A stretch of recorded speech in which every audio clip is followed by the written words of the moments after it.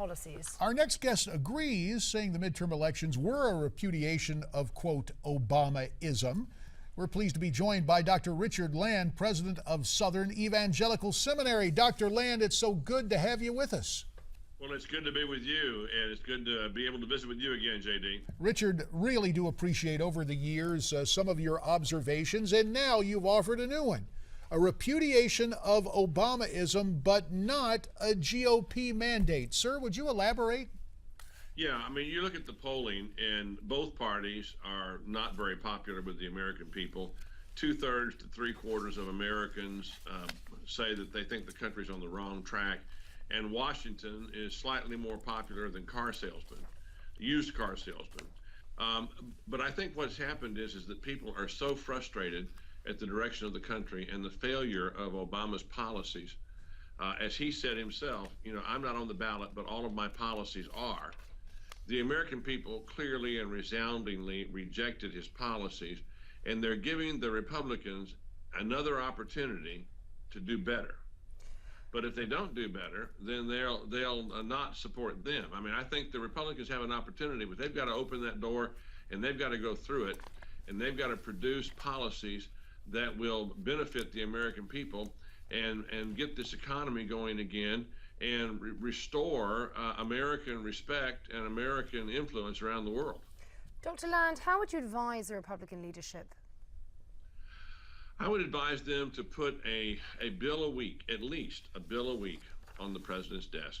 And I'd start with the Keystone Pipeline. I would say, put the Keystone Pipeline on his desk and dare him to veto it.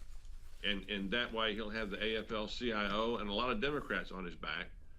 Force the senators in the Senate to either override or vote to support the president's veto of the Keystone Pipeline, which would lower gas prices, help our energy security, and create about 20,000 jobs immediately.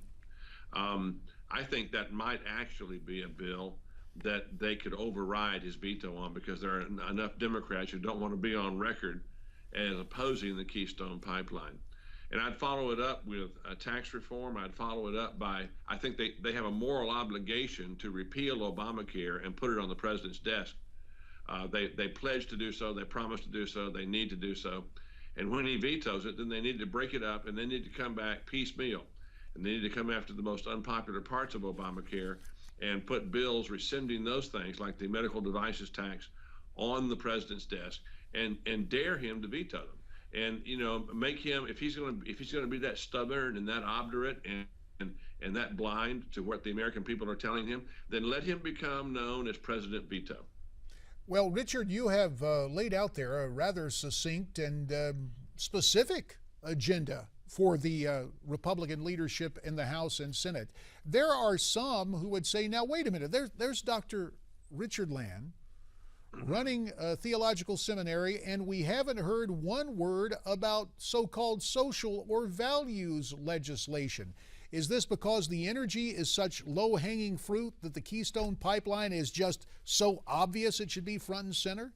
Yes, it is.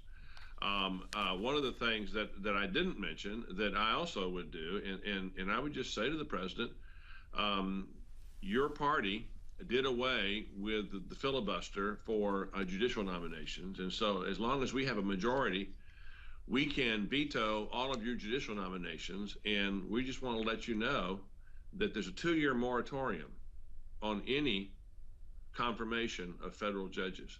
The American people have lost confidence in your leadership as president, and we're going to not confirm any judicial nominations in the Senate until after the American people have had an opportunity to elect a new president. Richard, you're Skyping in from Charlotte. Only a minute remaining in this segment. We're going to have you back. So 30 seconds. I'm thinking of you being there in Charlotte, and I think about the hostility, that's the only word I can think of it, expressed for people of faith in Charlotte at the last Democratic National Convention. Do you believe this administration is hostile to people of faith?